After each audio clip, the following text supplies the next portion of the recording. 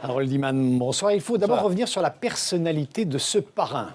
Oui, alors ce parrain, il est né à Rome, mais de parents calabrais. Ça veut dire qu'il vient de la pointe de la botte italienne.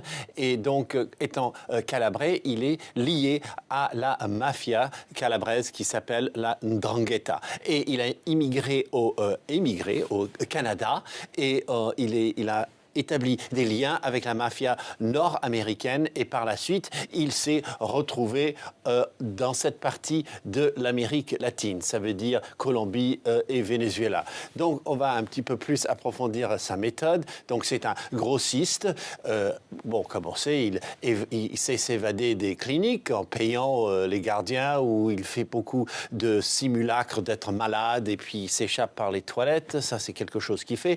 Alors, une de ses spécialités qui vraiment le distingue des autres, c'est que c'est un revendeur aux mafias et pas seulement à la 'Ndrangheta. Il sait vendre aussi à la Cosa Nostra, Sacra Corona Unita ou encore Camorra.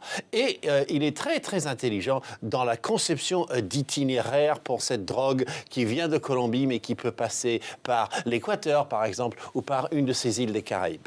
Alors Roberto Panunzi jouait en tout cas un rôle clé justement dans ces échanges entre les cartels sud-américains et les mafias en Italie. Alors, il n'est pas le seul, c'est juste le plus talentueux, car ces espèces de flux qu'il a largement contribué à créer, passent par ces pays limitrophes de la Colombie, l'Amérique centrale ou les Caraïbes, et ensuite on envoie, et ça c'est très important, en Afrique de l'Ouest. Et la porte d'entrée, ça peut être la Guinée-Bissau, qui est quasiment un narco-État, et tous ces pays deviennent des narco-comptoirs, et là on prend la cocaïne, qui était dans des conserves de tomates ou des conserves d'ananas, et on dit, par exemple, produit du Bénin.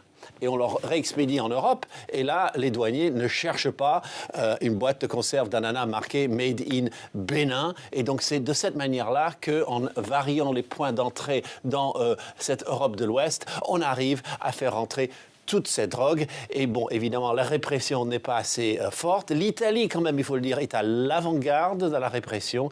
Les États-Unis, la France et les États-Unis, l'Union européenne ont quand même un tout petit peu diminué les effectifs. Sans doute, peut-être que le terrorisme nous fascine un peu plus que les Italiens. Harold Iman, merci.